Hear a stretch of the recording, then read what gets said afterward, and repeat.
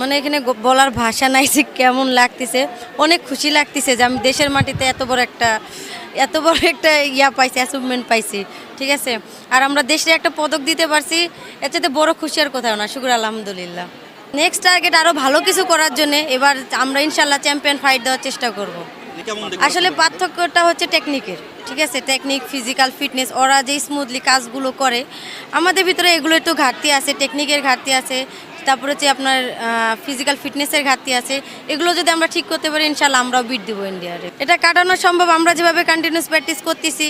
আমাদের মাঝখানে ছুটি হয়েছিল, ওয়ার্ল্ড কাপ 1-2 বার স্থগিত হয়েছিল, তারপরে যেহেতু বাংলাদেশে আসছে, এখন আমরা প্রায় 9 মাসের মতো ক্যাম্প করছি, 9 মাস 6 মাস এরকমই ক্যাম্প করছি। ঠিক আছে, কিন্তু অনেক ভালো করছি আমরা, এই তুলনায় অনেক ভালো করছি।